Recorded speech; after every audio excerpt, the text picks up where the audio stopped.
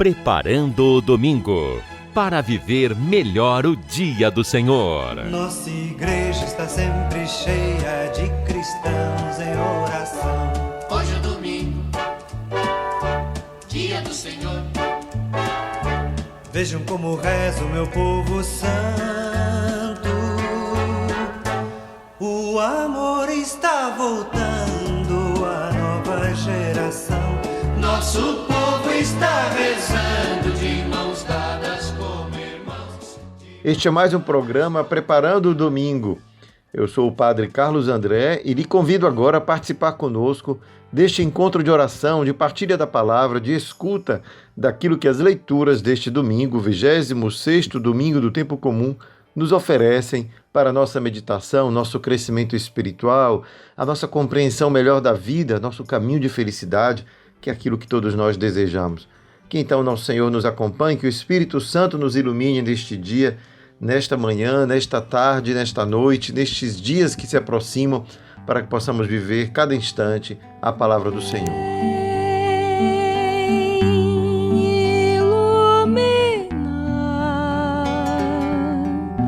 Vem inspirar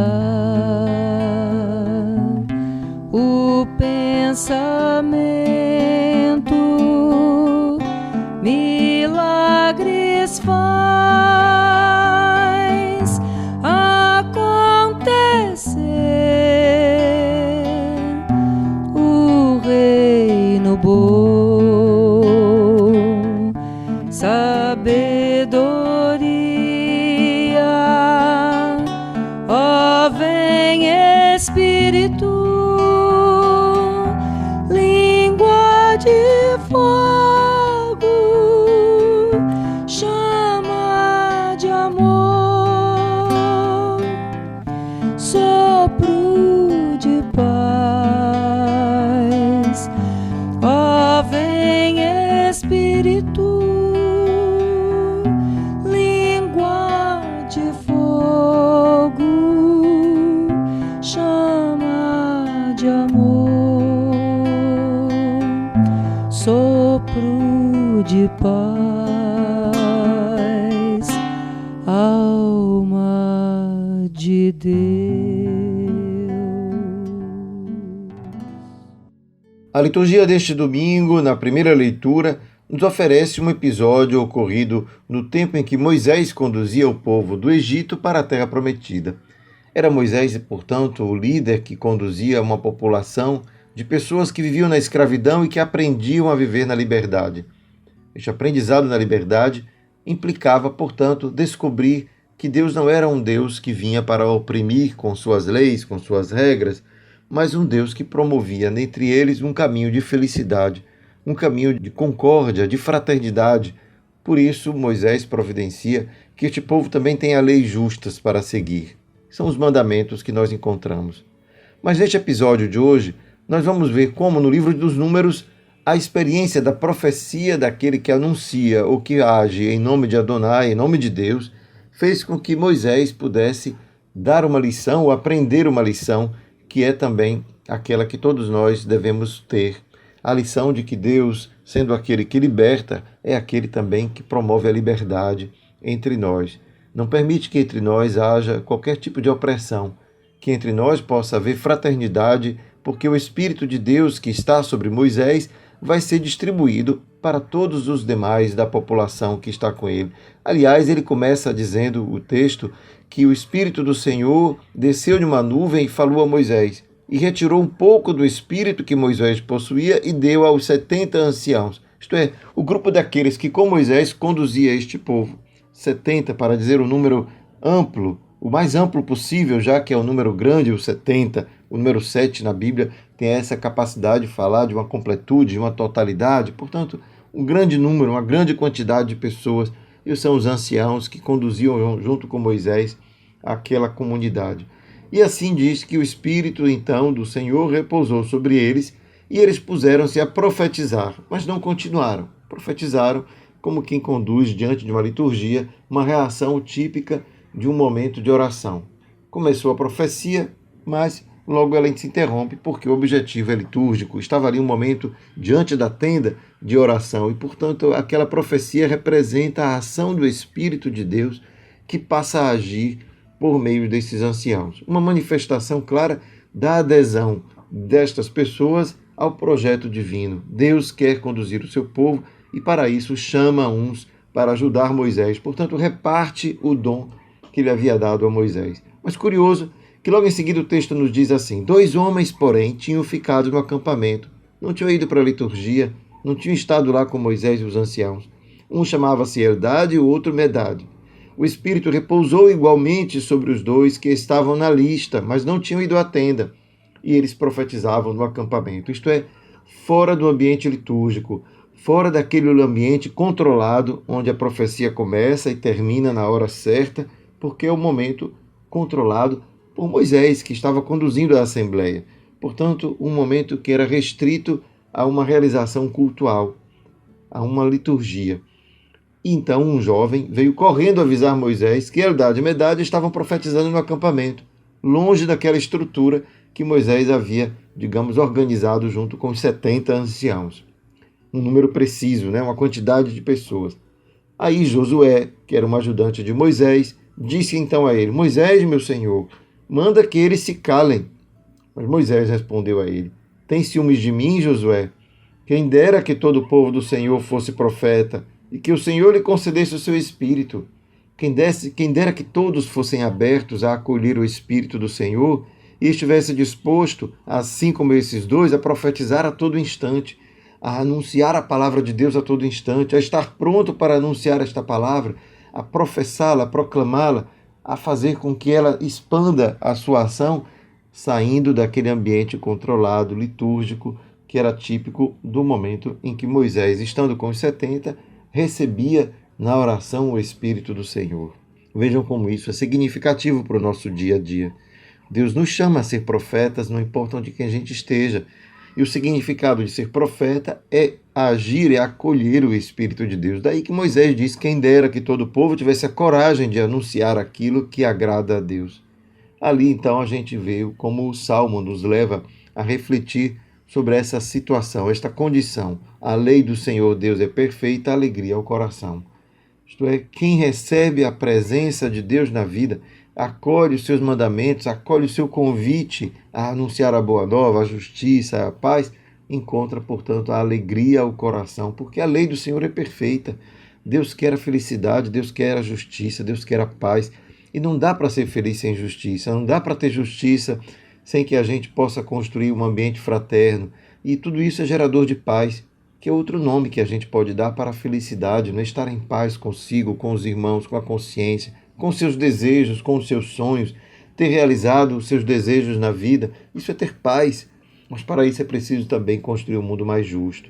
E ali a gente vai vendo como as leis de Deus, as leis do Senhor, são essas, aquelas que nos ajudam, portanto, a construir este mundo melhor que nós queremos tanto. Portanto, o Salmo que nos recorda que a lei do Senhor Deus é perfeita, nos recorda também que ela traz alegria ao coração.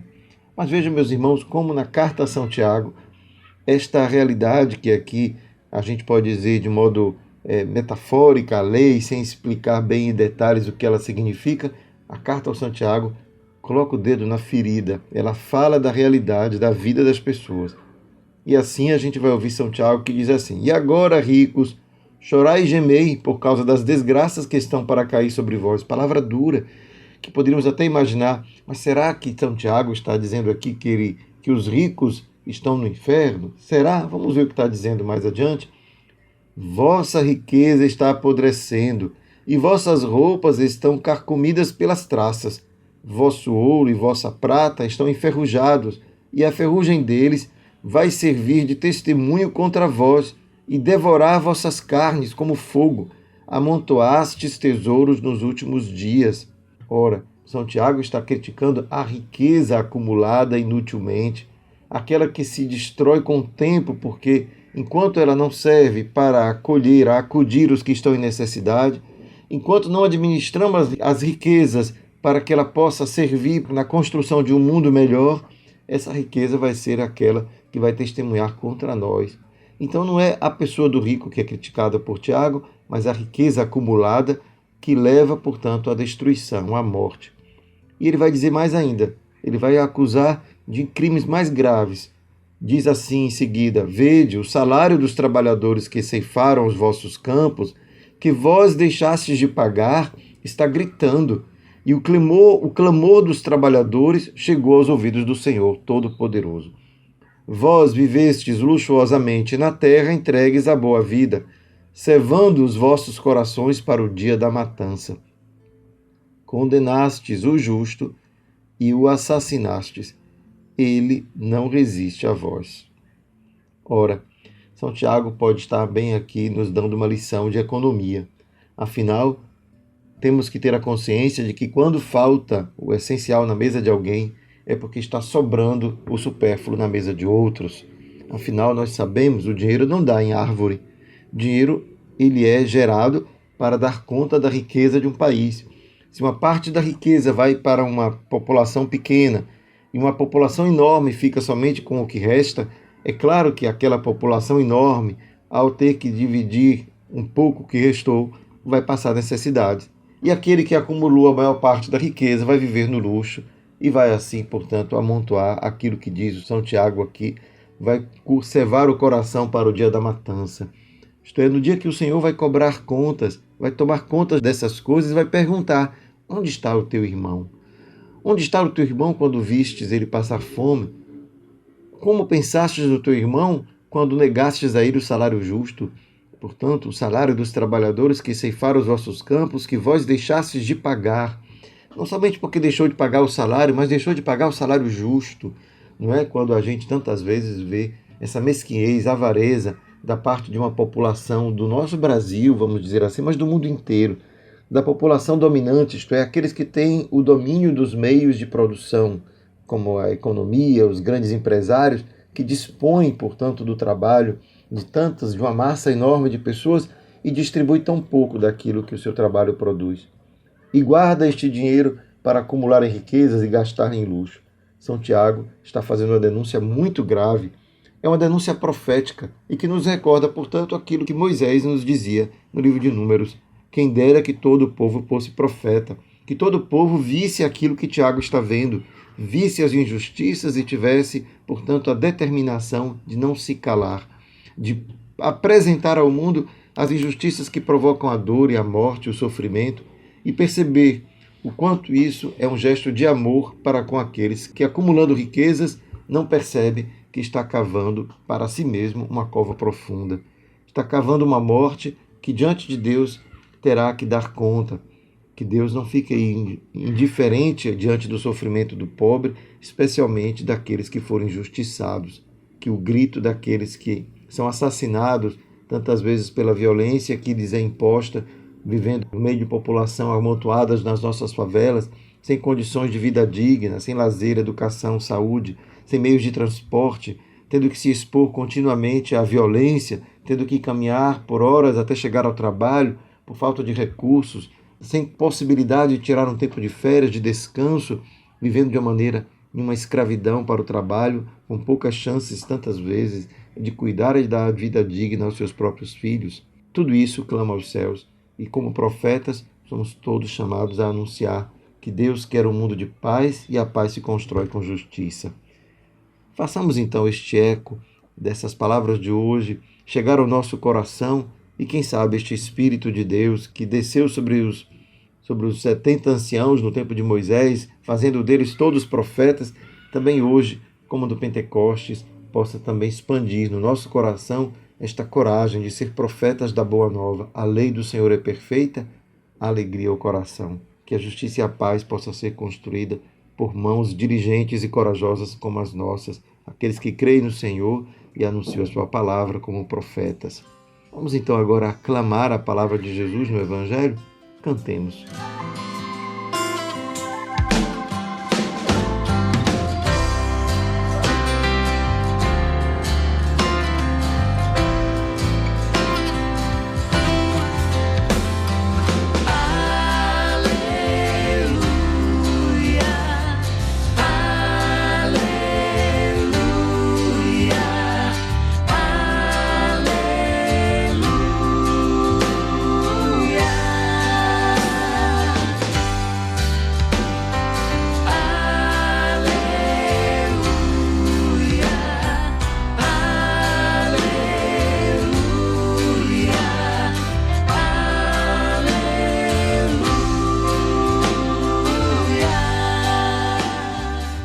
Proclamação do Evangelho de Jesus Cristo segundo Marcos.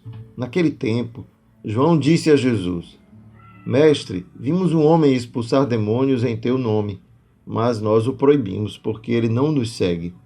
Jesus disse: Não o proibais, pois ninguém faz milagres em meu nome, para depois falar mal de mim. Quem não é contra nós é a nosso favor.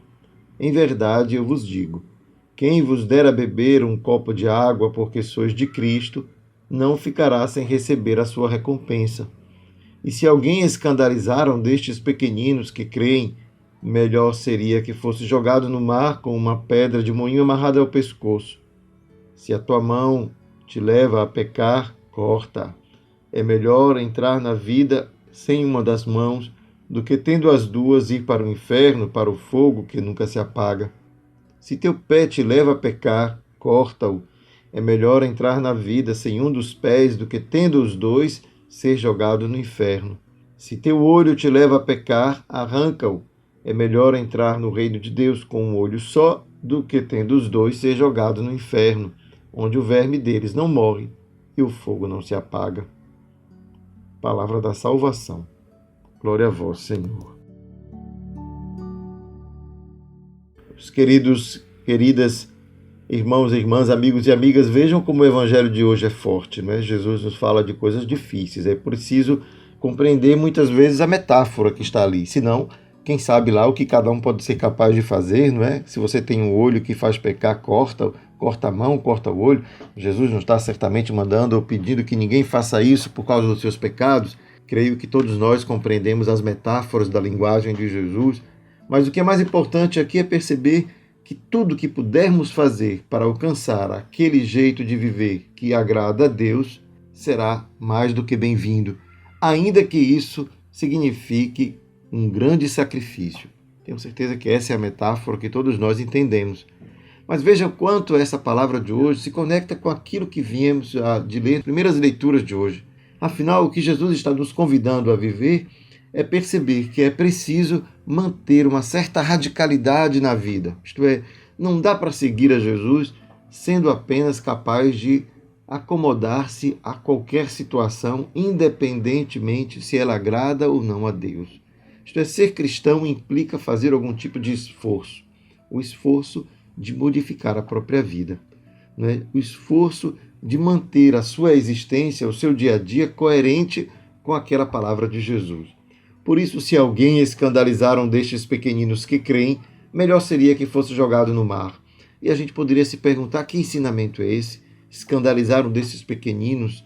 Afinal, quem são os pequeninos?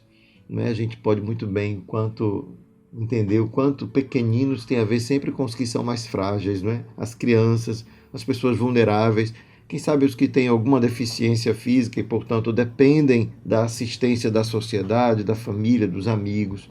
E a gente pode pensar os pequenos, aqueles que têm um salário tão apertadinho, tão curto, que tantas vezes nem dá conta de dar o vencimento até o fim do mês com aquilo que é o básico. E se de repente alguém fica doente, pronto, aí que o orçamento realmente extrapola.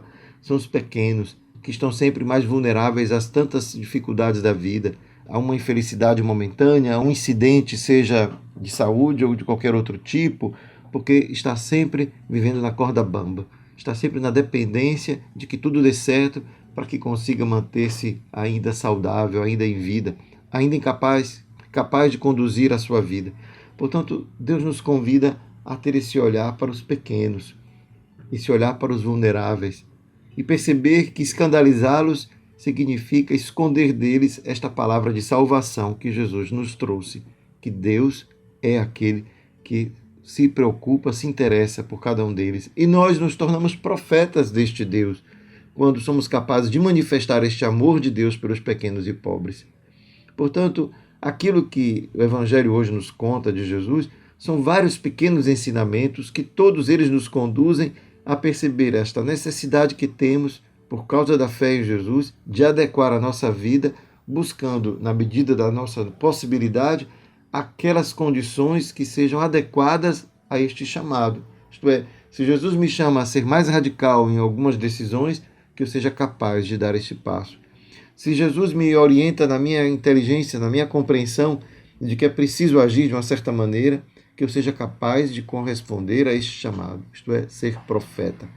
Anunciar em nome de Jesus, em nome de Deus, uma vida nova, uma maneira diferente de viver, que é capaz de observar na sociedade os que mais precisam, que é capaz de ser profeta para construir um mundo mais justo e fraterno, e que é capaz, portanto, de abrir mão, quem sabe, de algum privilégio, abrir mão daquilo que para nós pode ser excessivo, quando para outros é um direito que lhes é negado. Daí Jesus nos falar neste dia através dessa linguagem metafórica. Quanto é importante que a gente possa, na metáfora que Jesus usa, dessa linguagem simbólica, perceber o quanto nós todos, como cristãos, para sermos fiéis a Ele, temos que ser coerentes. É uma coerência difícil. É uma coerência que passa por um chamado a escutar Jesus e a levar a sério as suas palavras, a escutar aquilo que Ele nos propõe e perceber que aquilo que Ele nos convida a viver é o reino de Deus, que é a meta de cada um de nós, a meta de nossa vida, construir o reino dos céus que começa aqui entre nós por uma vida fraterna, mas que se cumprirá plenamente quando na eternidade nos encontraremos com o Senhor e poderemos com o coração tranquilo dizer: Senhor, anunciei a Tua palavra por palavras e por obras. Aqui estou, acolhe-me em Tua casa. Como quem, depois de ter vivido buscando servir a Deus nos irmãos, pode sim se reconhecer naquela casa que é de todos nós, o reino de Deus que começa aqui e que nós esperamos que um dia possamos todos nos encontrar junto de Deus.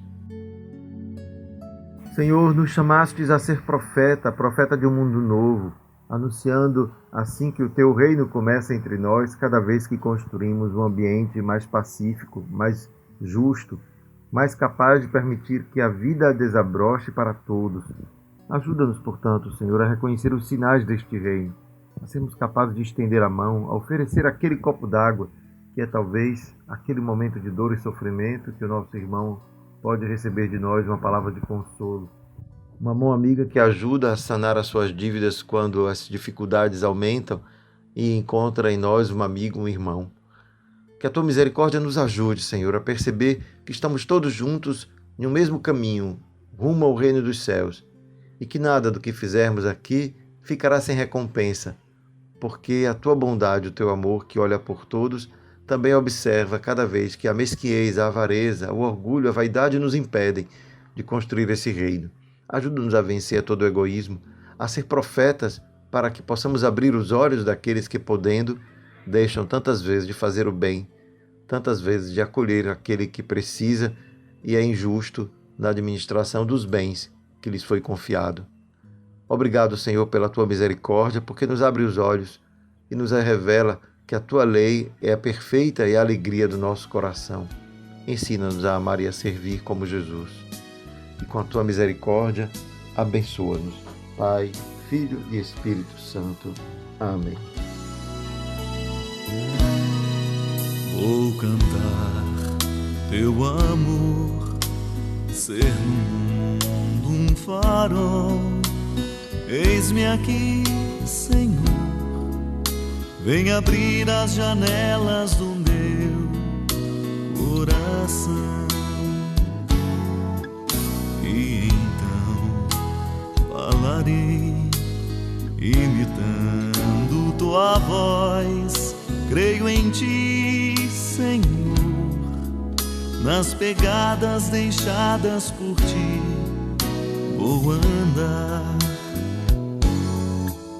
Vou falar do Teu coração com ternura nas mãos e na voz, proclamar que a vida é bem mais do que aquilo que o mundo ensina, e cantar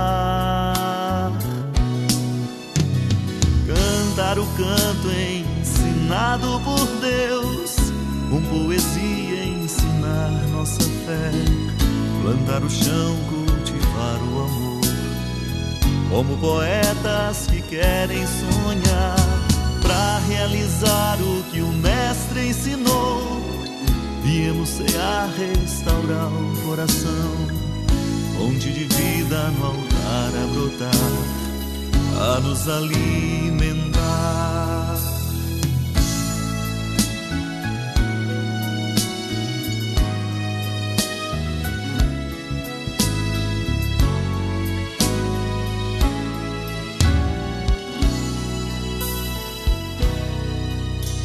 celebrar meu viver pra no mundo ser mais.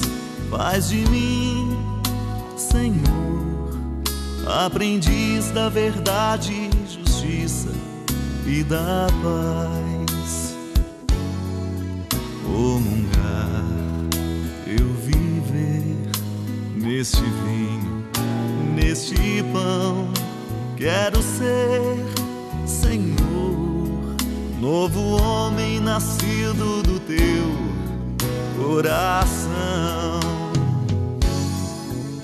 Vou falar do teu coração com ternura nas mãos e na voz, proclamar que a vida é bem mais do que aquilo que o mundo ensina, e cantar o canto ensinado por Deus, com poesia ensinar nossa fé, andar o chão, cultivar o amor, como poetas que querem sonhar, pra realizar o que o mestre ensinou. Viemos cear, restaurar o coração, fonte de vida no altar a brotar, a nos alimentar. Preparando o domingo para viver melhor o dia do Senhor.